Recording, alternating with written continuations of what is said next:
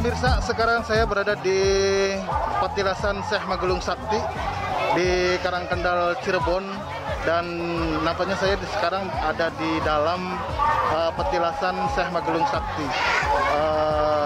Kebetulan di sini sedang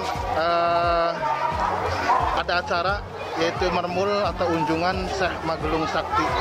Untuk lebih jelasnya nanti saya akan mencari tokoh masyarakat di sini yang akan menjelaskan tentang petilasan Syekh Magelung Sakti ini.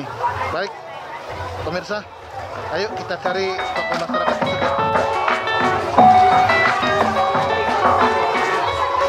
Keseruan-keseruannya ada di sini semua. Sudah pada berdatangan, sudah pada hadir yang pada ziarah atau yang mau menyaksikan acara mermul Syekh Magelung Sakti ini. Mari saya akan mencari tokoh masyarakat tersebut. Dan saya ini. Ya. Assalamualaikum, Pak. Waalaikumsalam. Namanya siapa, Pak? Oh, saya Haji Mas Adi. Haji Mas Adi, masyarakat sini. Oh iya, alhamdulillah saya warga sini asli. Asli. Domisili sini. Bagaimana ini? Ada yang perlu saya bantu? Iya, ini Pak, mau tanya, ini acara apa sebenarnya, Pak? Oh, ini acara Haul Syekh Magelung Sakti atau adat desa kunjungan Syekh Magelung Sakti. Itu loh acaranya. Itu pelaksananya kapan itu, Pak? Kalau pelaksananya itu ya hari ini dan puncaknya itu besok. Puncaknya besok. Besok hari ini tanggal 24 dan puncaknya besok itu artinya acara besok itu tahlil bersama antara kepala desa, masyarakat, tokoh ulama dan semua seluruh masyarakat yang ada di sini. Insya Allah hadir di sini untuk mengikuti kegiatan Haul Syekh Magelung Sakti yang dilaksanakan itu besok waktunya. Oh gitu ya, Pak. Iya. Itu biasanya dilaksanakan rutin atau tidak, Pak? Oh iya, alhamdulillah sepengetahuan saya di sini karena saya orang sini dilaksanakannya rutin. Itu artinya tiap tahun dilaksanakan, tapi dilaksanakannya itu nanti berdasarkan setelah musyawarah desa antara masyarakat dengan guru yang ada di sini menentukan waktu dan jadwal. Kalau sudah diputuskan oleh masyarakat melalui BPD, melalui forum masyarakat dan diputus pada tanggal segitu, baru keramat ini melaksanakan juga mengikuti apa yang dimusyawarahkan di desa. Itu begitu. Untuk sumber dananya sendiri apakah dari pemerintah apa dari swadaya, Pak? Oh iya, untuk masalah sumber dana, alhamdulillah sepengetahuan saya di sini itu sumber dananya dari swadaya masyarakat murni ya. Jadi bukan dari siapa-siapa. Jadi masyarakat itu artinya antusias dengan adanya acara Haul Syekh Magelung Sakti ini dan musyawarah dan disepakati oleh seluruh anggota BPD, LPMD dan semua yang hadir di situ RKRT memutuskan bahwa anggaran untuk Haul Syekh Magelung Sakti atau unjungan itu dilaksanakan dengan secara swadaya. Nah, iya Pak, tadi saya datang ke sini banyak sekali orang-orang yang berkunjung di sini. Apakah itu masyarakat sini semua atau dari daerah lain, Pak? Oh, itu tergantung. Kalau hari ini dari hari kemarin itu mulai hari kalau nggak salah hari Sabtu sampai hari ini itu bukan orang sini semua pendatang, baik dari Indramayu maupun dari daerah-daerah lain. Khususnya ya pokoknya kalau wilayah sini mah artinya hari ini tuh pendatang semua yang banyak gitu. Kalau warga sininya hari ini sibuk-sibuk sekali untuk melaksanakan penerimaan tamu dan sebagainya. Tapi kalau yang di daerah sini kebanyakan hari ini adalah pendatang semua, artinya dari desa-desa lain. Selain desa, walaupun itu juga artinya bukan dari Cirebon saja, dari Indramayu, dari Subang, dari mana aja lah itu banyak sekali. Jadi artinya banyak sekali pendatang-pendatang yang ataupun peziarah-peziarah dari daerah-daerah lain yang datang di kegiatan Haul Syekh Magelung Sakti pada hari ini. Seperti itu, Pak. Oh iya, Pak. Saya lupa tadi nanya. Ini petilasannya petilasan apa ini, Pak? Oh iya, ini petilasan Syekh Magelung Sakti. Oh, Syekh Magelung Sakti. Nah, untuk keistimewaan sendiri gimana itu, Pak? Keistimewaan dari petilasan Syekh Magelung Sakti ini, Pak? Keistimewanya itu ya karena kebanyakan semua teman saya di sini karena saya orang sini ya. Jadi warga yang datang di sini artinya ngalap barokah, ngalap karomahnya Syekh Magelung. Ada yang puasa, ada yang ziarah saja. Alhamdulillah sepupuan saya itu kalau beliau itu atau mereka sudah melaksanakan seperti itu, akhirnya dia pulang dan diijabah oleh Allah melalui wasilah Syekh Magnus Sakti seperti itu. Jadi artinya bertambahnya rezeki dengan wasilah di Syekh Magnus Sakti Randal itu juga tidak lupa atau tidak kalau pentingnya tetap juga itu pertolongan dari Allah Subhanahu Wa Taala seperti itu, Pak. Oh gitu. Nah, untuk tempat-tempat mana saja nih Pak yang sering dikunjungi oleh peziarah itu, Pak? Ya banyak di sini, ada Makbaro Syekh Maglung, ada Makbaro Kitarsana, ada juga Makbaro Kislawe di sana ya. Di sana banyak di sana tuh. Cuman kalau di sini adanya Makbaro Syekh Maglung Sakti dan adanya Makbaro Kitarsana yang dimiliki oleh orang-orang tersana. Seperti itu, Pak.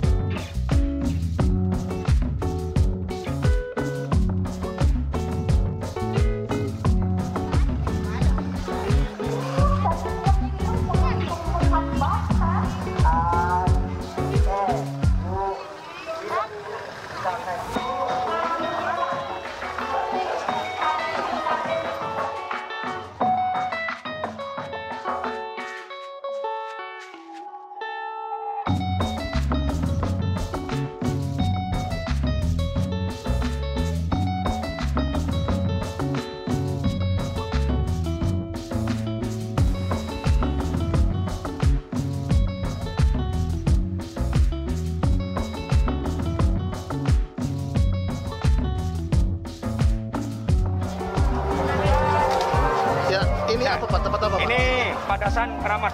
Artinya dulu itu Kisah Magelung kalau berwudu di sini tempatnya. Ini tempatnya berwudunya Kisah Magelung Sakti di Padasan Keramat. Padasan itu bahasa Jawa itu, tempat wudu. Ya dulu itu seperti ini.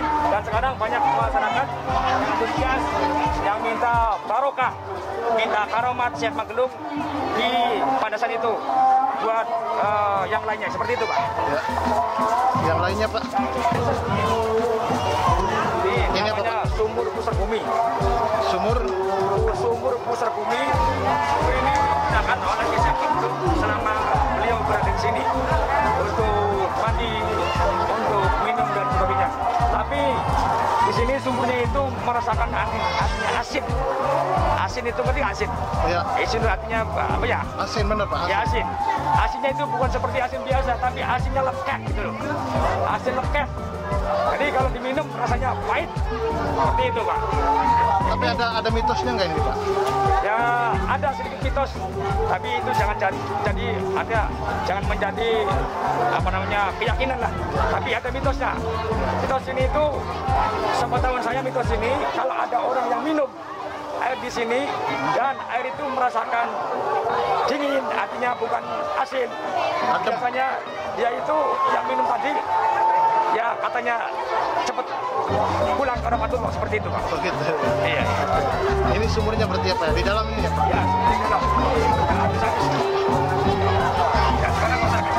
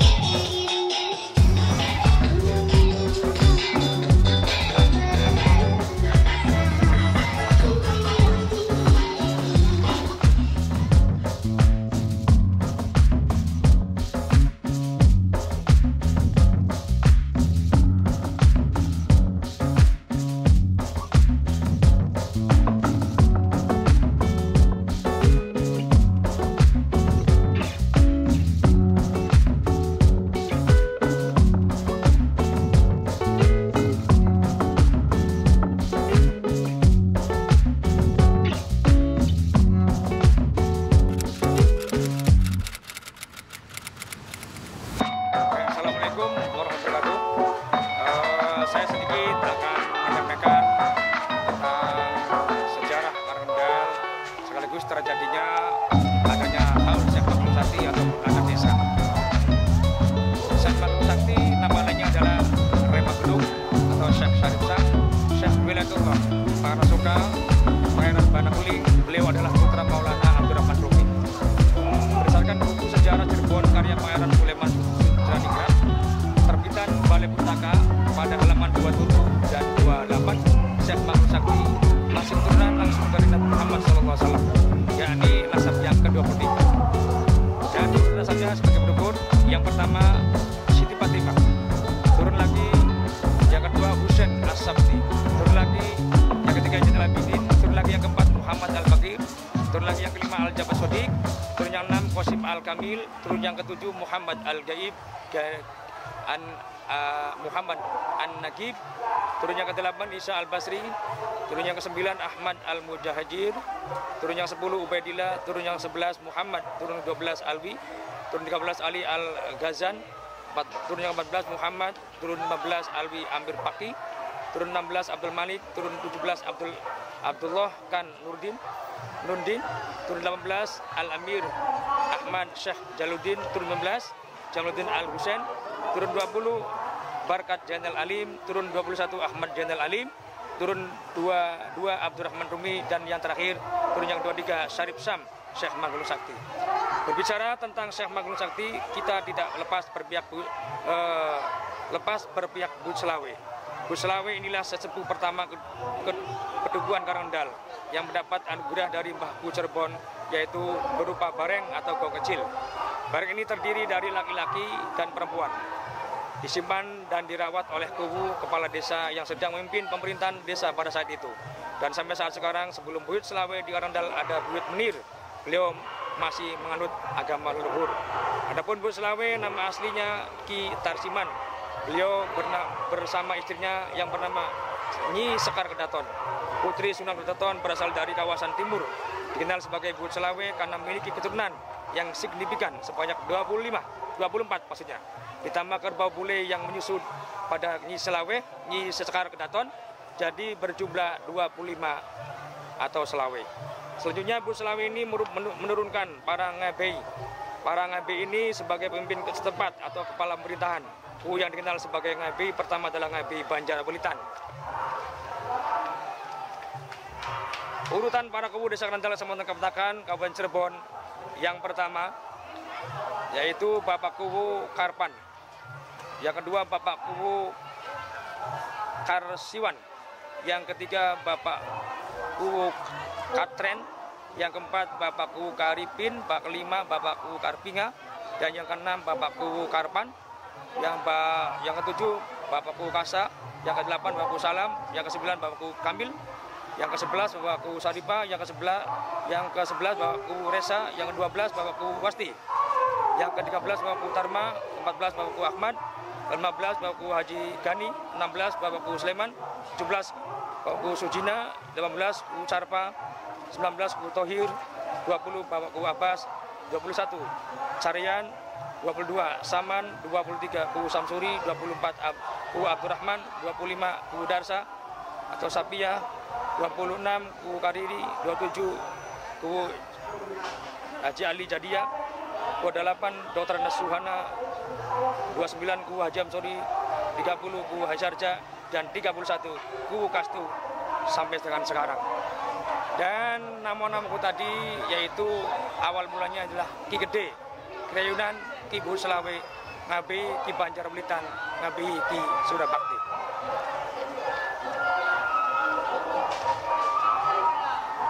Kedatangan tamu asing pada masa Cirebon sedang dipimpin oleh Syekh Syarif Hidayatullah adalah di tanah Cirebon seorang asing yaitu Hasan Khan Syekh Maglum Sakti. Karena suka Syarif Sam dari negeri Sam bersama dua orang pembantu yang bernama Ki Jare dan Ki Tuding dari negeri Campah dan Medan. Pemuda berambut panjang berjanji akan berburu kepada orang yang bisa memotong rambutnya, yaitu Mbah Bu Cirebon lah yang bisa memotong rambutnya, pemuda sebut. Dan pemuda rambut panjang merasa suka lillah ta'ala karena rambutnya panjang itu bisa dipotong dengan 2 jari. Hal ini bisa dibuktikan dengan adanya suka lillah sebuah nama sungai yang membelah kota Cirebon, dan rabunya yang dikubur di sekitar tempat itu diabadikan dengan nama Gang atau Jalan Syekh Magelung. Dan akhirnya Syarif Sam menjadi muridnya Syekh Syarif Hidayatullah. Syarif Sam Syekh Magelung Sakti diutus Sinuhun Syekh Syarif Hidayatullah mengemban Islam di wilayah ujung utara Cirebon. Maka adalah Syarif Sam kepedukuhan Karangdal, di Karangdal Syarif Sam disambut dengan kedua belah tangan terbuka oleh Ki Gede Karangdal yang sedang menunggu agama Nabi, yaitu agama Islam. Sedangkan beberapa waktu kemudian di kawasan Cirebon terjadi geger perang tanding sayembara. Mereka merebut putri cantik keturunan Aceh yang telah diangkat sebagai anak Mbah Kuwu Cirebon yang bernama Nyimas Ayu Ratu Gandasari. Siapa saja yang dapat mengalahkannya akan menjadi jodohnya. Syarif Sam Syekh Magelung Sakti diperbolehkan mengikuti sayembara tersebut, dan rupanya Syarif Sam lah yang lebih sakti dibanding para pengikut sayembara-sayembara yang lainnya, sehingga Nyimas Ayu Ratu Gandasari bisa ditaklukkan oleh orang yang lebih sakti, yaitu Syekh Magelung Sakti atau Syarif Sam. Maka sejak itu beliau dikenal dengan sebutan Syekh Magelung Sakti, dan setelah itu maka kedua dinikahkan sesuai dengan perjanjian, dan Mbah Kuwu sendiri sebagai wali nikahnya. Setelah selesai upacara pernikahan, Mbah Kuwu berkata, "Kamu berdua sudah menjadi suami istri, tapi jangan kamu campuri istrimu di dunia, besok saja di akhirat." Selanjutnya, pada saat Cirebon menyusun serangan pembalasan ke Telaga menyusul kekalahan Cirebon pada misi pertama Syekh Magelung Sakti, diberitakan untuk memimpin misi kedua ke Telaga. Maka diangkatlah Syekh Magelung Sakti sebagai senopati dan diserahi payung besar yang bisa digunakan untuk memayungi Kanjeng Sultan Syarif Hidayatullah manakala pergi melakukan dakwah buat Ki Gede Mayung, Ki Tetandan, yang juga dari Telaga. Karena besarnya payung dan tidak ada yang bisa mengangkat dan mengembankan payung tersebut kecuali Ki Tetandan sendiri dan Syekh Magelung Sakti. Setelah persiapan perang dianggap cukup, berangkatlah barisan perang dari Cirebon. Maka kedua barisan itu masing-masing tidak ada yang mau mundur. Di saat itulah Syekh Magelung Sakti mengangkat dan mengemban payungnya ke tengah medan pertempuran, lalu dikibaskan payung tersebut. Maka terjadi badai topan. Dengan demikian pasukan Telaga kabur mundur. Setelah perang, prajurit Cirebon pulang dengan membawa kemenangan, dan payung besar tersebut akhirnya dibawa pulang oleh Syekh Magelung Sakti ke Karangdal, dan payung tersebut sekarang disimpan di Depok Pegagan atau di Depok Desa Pegagan. Ki Dampu Awang. Setelah perang tanding sayembara selesai, Ki Dampu Awang penasaran dan ingin merebut Nyi Ratu Gandasari, yaitu saudagar kaya yang sakti dari Cina, membawa lamaran penuh dengan membawa perahu besar berisi barang-barang perhiasan emas, pakaian dan sebagainya. Dan setelah berada di Pedukuhan Karangdal, perahu tersebut hancur bersama barang-barangnya yang dibawanya bertebaran dari Karangdal sampai di Pegagan, dan akhirnya tidak bisa merebut Nyimas Gandasari Panguragan. Selanjutnya juga bisanya terjadi adanya sejarah terjadinya haul Syekh Magelung Sakti ataupun kunjungan Syekh Magelung Sakti. Yang pertama seperti ini. Pada suatu saat, ya, Ki Tersana adalah seorang tokoh yang sakti mandraguna berada di Pedukuhan Desa Tersana. Pada suatu saat Syekh Magelung Sakti yang berada di Pedukuhan Karangdal, dan pada saat itu belum ada penerang listrik, belum ada pengeras suara. Namun Syekh Magelung Sakti punya gagasan yang sangat luar biasa untuk menyiarkan Islam di Pedukuhan Karangdal tersebut. Kebetulan pada saat beliau ingin memperingati Maulid Nabi Muhammad SAW dengan tujuan mengumpulkan masyarakat Karangdal, namun karena tidak ada pengeras suara untuk mengumpulkan masyarakat dalam rangka memperingati Maulid Nabi tersebut, akhirnya Syekh Magelung Sakti menyuruh dua orang muridnya untuk meminjam gamelan Ki Tersana supaya acara Maulid Nabi-nya meriah dan gampang mengumpulkan masyarakatnya. Namun setelah kedua muridnya itu berangkat dan sampai di kediaman Ki Tersana, namun Ki Tersana sudah mengetahui bahwa tamu yang akan datang itu dari Karangdal dan mau meminjam gamelannya Ki Tersana. Akhirnya sebelum tamu datang di rumah sendiri, gamelan milik Ki Tersana langsung dimasukkan dalam sumur supaya tidak diketahui oleh tamu dari Karangdal tersebut. Dan setelah dua suruhan Kisah Magelung Sakti atau dua murid tadi sama satu uluk salam ke kediaman Kitersana. Kitersana langsung menemuinya. Seraya Kitersana menanyakan dari mana Tuan Duan? Apa maksud dan tujuannya? Dari kedua murid Kisah Magelung Sakti tersebut langsung menjawabnya. Begini Kitersana, apakah ini betul rumah Kitersana? Lalu kedua muridnya Kisah Magelung Sakti langsung menyampaikan maksud dan tujuan. Kata Kitersana, betul ini kediaman saya. Begini Kitersana, saya berdua disuruh Kisah Magelung Sakti untuk minjam gamelan Kitersana karena Kisah Magelung Sakti mau mengadakan Maulid Nabi Muhammad SAW supaya masyarakatnya kedengaran dan bisa kumpul di Padepokan Kisah Magelung Sakti. Oh gitu ya, kata Kitersana. Akhirnya Kitersana dengan lantang menjawab, saya Kitersana tidak punya gamelan sedikit pun. Akhirnya dua orang murid tadi tidak bisa basa-basi lagi. Permisi pulang. Ya sudah Kitersana, saya pulang segera menyampaikan berita ini ke Syekh Magelung Sakti. Setelah keluar dari kediaman Kitersana, di luar terdengar bunyi gamelan yang persis keluar dari suara dari rumah Kitersana. Namun kedua murid Kisah Magelung Sakti tidak berani menanyakan lagi ke Kitersana karena sudah dijawab oleh Kitersana tidak punya gamelan. Akhirnya kedua murid suruhan Kisah Magelung Sakti pulang dan sampai tibanya di Pedukuhan Karangandal, kedua murid itu tadi langsung melaporkan hasil pertemuannya dengan Kitersana dan keduanya menceritakan kepada Kisah Magelung Sakti bahwa Kitersana mengatakan tidak punya gamelan sampai Kisah Magelung Sakti disampaikan kepada Kisah Magelung Sakti. Setelah selesai ngomong murid tadi, lalu Kisah Magelung Sakti ke murid keduanya itu disuruh pinjam gamelan tadi, ngomong Kisah Magelung Sakti kepada murid dua tadi, ya sudahlah, tidak apa-apa. Kalau Kitersana tidak punya, nggak masalah, kata Kisah Magelung Sakti.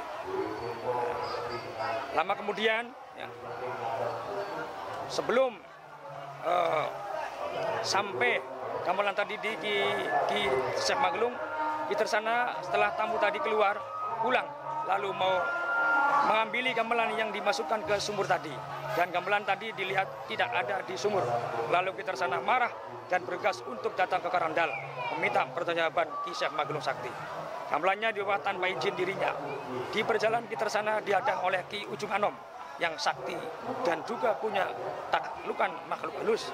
Akhirnya Allah memberikan kemenangan kepada Kitersana Anom, Ki Gede Anom maksudnya, dan makhluk halusnya akhirnya ikut dengan Kitersana menuju ke Padepokan di Karangandal.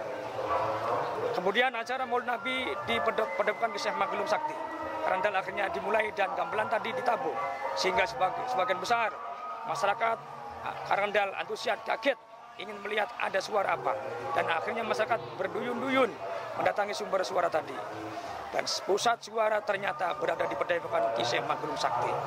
Dan orang-orang yang hadir pada saat itu disuruh ikut bersama-sama memperingati Maulid Nabi dengan pembacaan kitab Al-Berjanji. Pada saat Kisah Magelung Sakti serta murid-muridnya dan masyarakat Karangandal yang hadir di Padepokan tersebut, pada saat itu acara pembacaan kitab Al-Berjanji berdiri, semua yang hadir membaca, ya Nabi salam alaika, ya Rasul salam alaika, ya Habib salam alaika, salawatullah alaika. Saat Maulid Nabi lagi membaca kalimat tersebut di atas, semua hadirin pada berdiri semua. Kitersana beserta rombongannya berada di atas Padepokan Karangandal. Dan akhirnya Kisah Magelung memanggil Kitersana yang berada di atas tersebut untuk turun bersama-sama dengan Kisah Magelung Sakti dan murid-muridnya bersama masyarakat Karangandal untuk sama-sama marhabanan. Kitersana merasa kaget ada panggilan Kisah Magelung Sakti. Hati Kitersana bergetar dan dalam hatinya kecilnya Kitersana merasa malu, lalu mengatakan dengan ucapan, oh berarti saya itu kesaktiannya masih di bawah Kisah Magelung Sakti. Tidak lama kemudian Kitersana bersama-sama pengikutnya turun memenuhi panggilan Kisah Magelung Sakti. Akhirnya Kitersana bersama-sama pengikutnya duduk di Padepokan Karangandal mengikuti kegiatan Maulid Nabi Muhammad SAW tersebut. Kemudian Kitersana tidak langsung pulang. Setelah selesai mengikuti Maulid Nabi Muhammad SAW, beliau Kitersana tinggal di Padepokan Kisah Magelung Sakti Karangandal beberapa saat. Pada suatu hari, Kisah Magelung Sakti habis ngajar ngaji sama santri-santrinya. Tiba-tiba Ki Syekh Maglung punya pemikiran ingin ngobrol sama Ki Tersana, yang pada saat itu ada di Padepokan Karangandal. Kemudian Ki Syekh Maglung ngomong kepada Ki Tersana, Ki Tersana, punten bukannya saya kurang sopan, Ki Tersana kan punya masyarakat banyak. Kalau bisa bersegeralah pulang ke daerah sambian, kasihan masyarakat, barangkali ada yang mau perlu dengan Ki Tersana. Ki Tersana jawab dengan tegas, punten Ki Syekh Maglung Sakti, saya ingin tinggal di sini di Padepokan Karangandal. Ya kalau begitu Ki Tersana masuk Islam terlebih dahulu. Bagaimana? Akhirnya dengan rela Ki Tersana diislamkan oleh Ki Syekh Maglung Sakti dengan baca dua kalimat syahadat, asyhadu an la ilaha illallah wa asyhadu anna Muhammadar Rasulullah. Beberapa lama kemudian Ki Syekh Maglung Sakti ngobrol lagi sama Ki Tersana tentang kapan pulang ke daerahnya, yaitu Desa Tersana. Lalu Ki Tersana dengan rasa penuh tanggung jawab dan ramah tamah menjawab omongan Ki Syekh Maglung Sakti tersebut. Kata Ki Tersana, saya ingin tinggal di Padepokan Ki Syekh Maglung Sakti Karangandal. Ki Syekh Maglung Sakti ngomong kepada Ki Tersana, saya tidak bisa memberikan makan kepada Ki Tersana, apalagi tiap hari. Nanti masalah kita bisa habis. Ki Tersana ngomong lagi kepada Ki Syekh Maglung Sakti, begini Ki Syekh, saya minta makan tiap hari paling seminggu sekali, bukan tiap hari, hanya seminggu sekali. Ki Syekh Maglung Sakti tetap mengatakan tidak bisa. Ki Tersana bersikuku untuk tinggal di Padepokan Karangandal, dan Ki Syekh Maglung Sakti merasa belas kasihan terhadap kepada Ki Tersana. Akhirnya permohonan Ki Tersana tinggal di Padepokan Karangandal dikabulkan. Akan tetapi Ki Syekh Maglung Sakti punya persyaratan yang tidak bisa memberikan makan Ki Tersana tiap hari, tiap minggu, tiap bulan. Akan tetapi saya bisa memberikan makan kepada Ki Tersana hanya bisa setahun sekali dengan hewan kerbau laki-laki yang mulus. Terus kata Ki Syekh, penjangan Ki Tersana sudah masuk Islam. Akhirnya Ki Tersana menerima persyaratan yang diajukan oleh Ki Syekh Maglung Sakti. Dan semenjak itulah masyarakat Karangandal setiap tahun menyediakan 1 ekor kerbau laki-laki yang mulus untuk disembelih. Akan tetapi penyembelihannya menurut syariat Islam. Dan setelah disembelih, orang tua-tua atau sesepuh terdahulu memberikan cara untuk memberi makan Ki Tersana. 1 ekor kerbau yang habis disembelih oleh sesepuh disuruh diambil sedikit-sedikit. Yang penting 1 ekor kerbau itu ada semua. Seperti dari kepala diambil sedikit, telinga diambil sedikit, mata diambil sedikit, sampai di dalam kerbau itu semuanya diambil sedikit-sedikit. Dikumpulkan di sebuah pelotong, dimasak lalu dibawa ke makam Ki Tersana. Kalau ada masalah 1 anggota tubuh kerbau itu tertinggal, mitos di sini artinya ada beberapa yang tertinggal. Banyak sekali sesepuh ataupun yang mengurusi tentang kegiatan Haul Syekh Maglung Sakti tersebut pada kesurupan. Baik dari panitianya, kubu desanya, sih terjadi pada tahun-tahun yang lalu. Kenapa? Karena 1 ekor kerbau tadi tidak utuh, artinya ada yang tertinggal salah satunya, seperti itu. Maka sampai saat sekarang yang menjadi kubu akan melaksanakan adat seperti itu dengan cara meminta sumbangan kepada masyarakat Karangandal dengan membeli seekor kerbau untuk memberikan makan kepada Ki Tersana. Bagian itu berlanjut sampai dengan sekarang. Itulah asal-usul adanya adat kunjungan keramat Syekh Maglung Sakti Karangandal atau Haul Syekh Maglung Sakti Karangandal. Syekh Maglung Sakti setiap hari di samping siar agama Islam, juga siar mengajar ngaji kepada murid-muridnya. Dan murid-murid Ki Syekh Maglung Sakti selain masyarakat Karangandal juga ada berasal dari desa tetangga, diantaranya Desa Grogol, Desa Duku, Desa Bagannor, Desa Bagan Kidul, Desa Kroya, dan Desa Karanganyar. Dan Padepokan Karangandal sudah disediakan tempat untuk istirahat bagi santri yang habis mengaji yang tidak pulang di rumah. Ki Syekh Maglung menyediakan depok, bahasa santrinya adalah bilik santri. Karena ada 7 desa, maka depoknya ada 7 depok, yang artinya sampai sekarang 6 desa selain Karangandal. Kalau tiap ada adat desa kunjungan, 6 desa dan pamong desanya, para kiai, alim ulama, tokoh masyarakat dan masyarakatnya tersebut berkunjung atau berziarah ke keramat Syekh Maglung Sakti Karangandal. Dan acara kunjungan 6 desa waktunya berbeda dengan Desa Karangandal. Artinya kalau Desa Karangandal sudah melaksanakan adat desa kunjungan atau Haul Syekh Maglung, lalu seminggu sesudahnya baru kunjungan desa lain, yaitu Desa Duku, Desa Bagannor, Desa Bagan Kidul, Desa Kroya, Desa Karanganyar. Dan 6 desa tadi sekaligus pelaksanaan adat desanya atau kunjungannya satu hari itu juga. Karena kunjungan Keramat Syekh Mangunkusumo Sakti biasa jatuh pada hari Senin. Kalau kunjungan Desa Grogol berbarengan waktunya dengan Desa Karanganyar. Dan tidak kalah pentingnya, ada yang lebih awal kunjungan desa selain 5 desa tadi, yaitu Desa Tersana, Kecamatan, kalau nggak salah Kecamatan Kertasmaya atau gimana nih, Tugdana. Pokoknya Desa Tersana, ya, 4 hari sebelum adat kunjungan Desa Karanganyar tiba, Desa Tersana bersama kubu pamong desa masyarakatnya melaksanakan tasakuran, kunjungan atau ziarah di Padepokan Ki Syekh Mangunkusumo Sakti Karanganyar dan berziarah di makam Ki gedenya yaitu Ki Tersana. Dan kebetulan makam Ki Tersana ada di dalam lingkungan Keramat Syekh Mangunkusumo Sakti Karanganyar. Kegiatan tersebut tetap dilaksanakan oleh kubu Tersana, pamong desa beserta masyarakatnya sampai dengan sekarang. Seperti itulah sejarah tentang Karanganyar dan terjadinya adanya Haul Syekh Mangunkusumo Sakti Karanganyar. Kami mohon maaf barangkali ada kekeliruan ataupun ada yang kurang.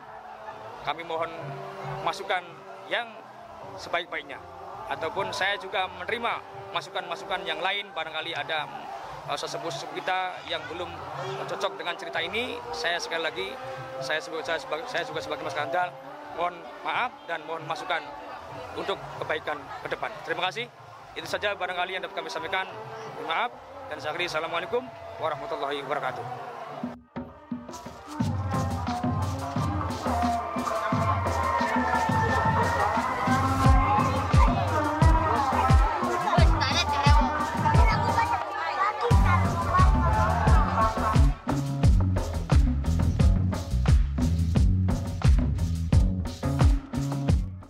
Apa namanya Makbaro Syekh Manggulung? Makbaronya di sini. Ya, di sini makbaronya sini. Dan di sini peziarah-peziarah yang mau wasilah di sini tempatnya peziarahnya. Jalan sana. Nah, bisa masuk nggak, Pak? Oh, mudah-mudahan bisa.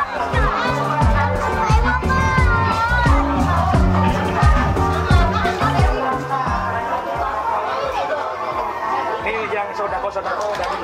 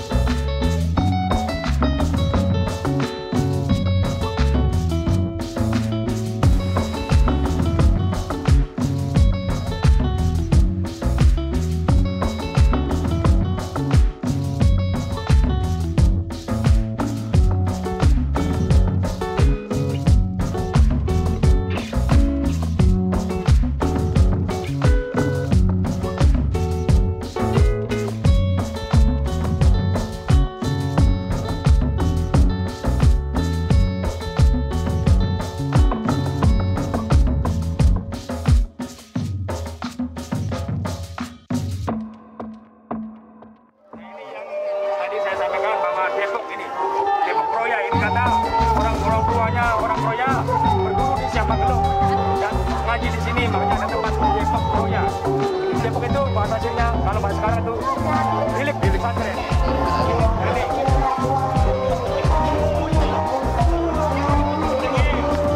Ini Bapak Abdul Ghani sebagai